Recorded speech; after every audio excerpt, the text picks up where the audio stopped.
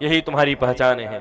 यदि आप सनातनी हैं, यदि आप हिंदू हैं, तो हर गले में कंठी होनी चाहिए। यदि आप वैष्णव हैं तो हर गले में तुलसी होनी चाहिए। हाँ, यही हमारी पहचान है। हमारी पहचान ये नहीं कि हमारे पास कितने एकड़ खेत हैं, हमारी पहचान ये नहीं कि हम कितने बड़े पोस्ट में हैं, हमारी नौकरी हमारी पहचान नहीं है। हम एक सनातनी हैं और हर सनातनी के माथ में टीका, हाथ में कलावा, मस्तक में चोटी और गले में कंठी होना चाहिए। यही सनातनी का पहचान है प्यारे, यही सनातनी का पहचान है। आप सनातनी हैं इसका गर्व होना चाहिए। जिसके हाथ में मौली होगी वही सनातनी है। हिंदू हैं ये गर्व से कहा करो।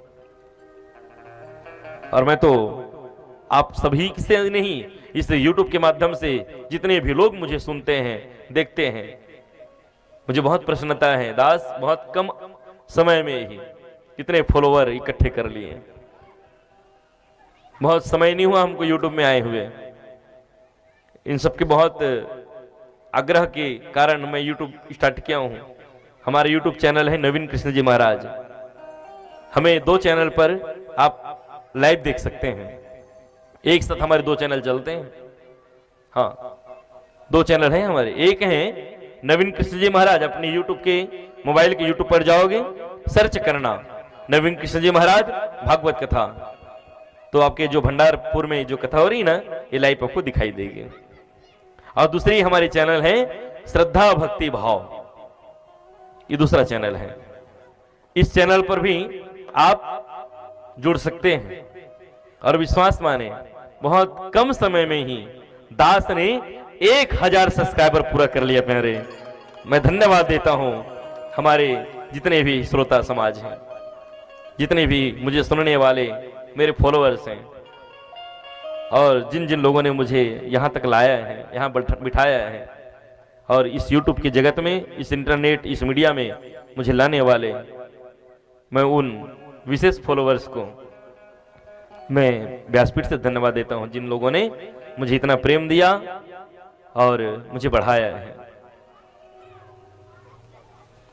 तो मैं कह रहा था, व्यक्ति की पहचान उनके पद प्रतिष्ठा से नहीं होती, उनके नाम से नहीं होती।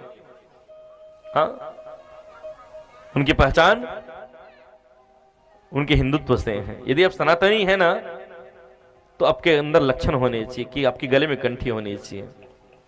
आप चाहे जो भी धारण करो, जरूरी नहीं तुलसी, रुद्राक्ष धारण कर लो। हाँ, एक रुद्राक्ष की यदि कंठ, एक माला, एक दाना आपके गले में रहेगी। याद रखना, हमारे यहाँ 14 मुखी रुद्राक्ष हैं, एक मुखी से लेकर 14 मुखी तक। एक मुखी रुद्राक्ष तो दुर्लभ है। 2 मुखी रुद्राक्ष साक्षात अर्धनारीश्वर का स्वरूप माना जाता है। 3 मुखी रुद्राक्ष त्रिदेव का स्वरूप माना जाता है। 4मुखी रुद्राक्ष ब्रह्मा का प्रतीक माना जाता है। और 5मुखी रुद्राक्ष भगवान देवादिदेव महादेव का स्वरूप है प्यारे, महादेव का स्वरूप है। इसलिए कि कम से कम अन्य मुखी रुद्राक्ष धारण कर पाओ ना कर पाओ, लेकिन 5मुखी रुद्राक्ष जरूर धारण करना। जिनके गले में 5मुखी रुद्राक्ष होते हैं, याद रखना, उन्हें high blood pressure, high sugar, लो बीपी ये प्रॉब्लम नहीं होती।